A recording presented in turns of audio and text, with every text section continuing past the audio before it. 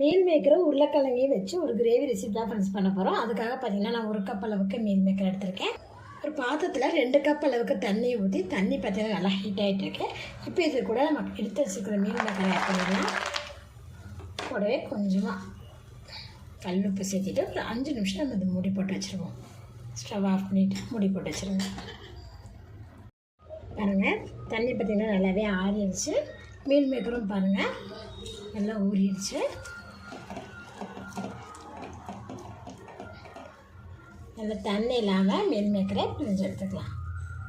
Meal மேக்கரை பார்த்திங்கன்னா தண்ணி இல்லாமல் நல்லா பிழிஞ்சு எடுத்துட்டேன். இப்போ இதை கூட பார்த்திங்கன்னா 1/2 கப் அளவுக்கு நம்ம தயிர் சேர்த்துக்கலாம்.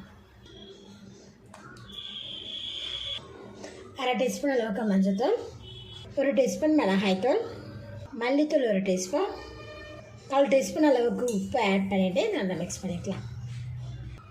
மசாலா போட்டு நல்லா மிக்ஸ் பண்ணிவிட்டோம். ஒரு 10 நிமிஷம் மூடி போட்டு அப்படியே வச்சிடலாம். பாத்திரத்தில் தேவையான அளவுக்கு எண்ணெய் விட்டுக்கலாம். எண்ணெய் சூடான இதில் பெரிய பீஸ் பட்டையாக 10 சின்ன சின்னதாக கட் பண்ணி வச்சுருக்கேன். இது கூட 4 கிராம்பு, 2 ஏலக்காய், ஒரு பிரியாணி இலை பிடிச்சி வச்சுருக்கோம். 1 டீஸ்பூன் அளவுக்கு சோம்பு, 1 டீஸ்பூன் அளவுக்கு ஜீரகம். ஜீரகம்லாம் நல்லா எண்ணெயில் பொரிஞ்சதுமே 2 பெரிய வெங்காயத்தை பார்த்திங்கன்னா இந்த அளவுக்கு ஒரு குறைப்பாக அரைச்சி வச்சுருக்கேன். அதில் சேர்த்துக்கலாம். வெங்காயத்தோட கலர் கொஞ்சம் சேஞ்ச் ஆகிற அளவுக்கு நல்லா வதக்கி விட்டுக்குவோம். வெங்காயம் பாருங்கள் இந்த அளவுக்கு நம்ம வதக்கியிருக்கோம். வெங்காய பேஸ்ட்டு இப்போ இது கூட பார்த்திங்கன்னா ஒரு சின்ன துண்டு இஞ்சி பார்த்திங்கன்னா துருவி வச்சுருக்கேன். 6 பல்லு பூண்டு பார்த்திங்கன்னா ஃப்ரெஷ்ஷாக தட்டி வச்சுருக்கோம். இது 2 இதில் சேர்த்துக்கலாம். இப்போ இதை லோ ஃப்ளேம்லேயே நம்ம வதக்கி விட்டுக்குவோம். இஞ்சி பூண்டு பார்த்திங்கன்னா பேஸ்ட்டாக போடாமல் இந்த மாதிரி போட்டிங்கன்னா டேஸ்ட்டும் நல்லாயிருக்கும், சாப்பிட்றதுக்கு பார்த்திங்கன்னா சூப்பராக இருக்கும். இஞ்சி பூண்டு சேர்த்து வதக்கிட்டோம். இப்போ இது கூட 2 தக்காளி பழத்தில் சேர்த்துடலாம். ஏற்கனவே நம்ம பார்த்திங்கன்னா மீல் மேக்கரில் தயிர் சேர்த்துருக்கோம், அதனால் 2 தக்காளி பழம் போதுமானது. நம்ம தேங்காய் இதில் ஊற்ற மாட்டோம். தேங்காய் அரைச்சி பார்த்திங்கன்னா இதில் ஊற்ற மாட்டோம். வெங்காயமும் தக்காளியும் அரைச்சி சேர்த்தும் போது இதில் பார்த்திங்கன்னா நல்ல ஒரு திக்னஸ் கிடைக்கும். அதுக்காக தான் நான் அரைச்சி இதில் சேர்த்துருக்கேன்.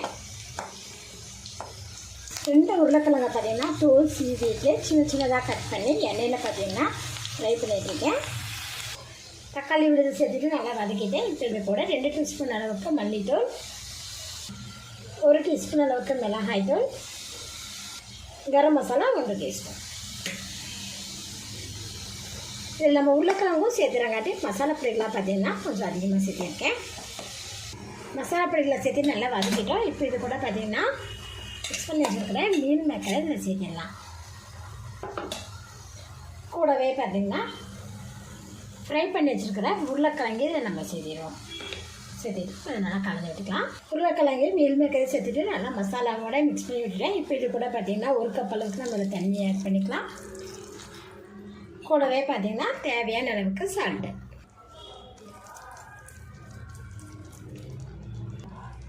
தண்ணி உப்பு சேர்த்துட்டு இதை நல்லா கலந்து விட்டுட்டு மீடியம் ஃப்ளேமில் மூடி போட்டு 10 நிமிஷம் நம்ம இதை பாயில் பண்ணிக்கலாம்.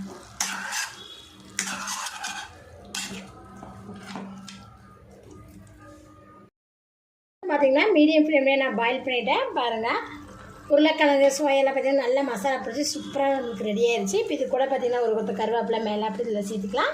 அவ்வளோதான் ஃப்ரெண்ட்ஸ், நான் ஸ்டவ் ஆஃப் பண்ணிடுறேன்.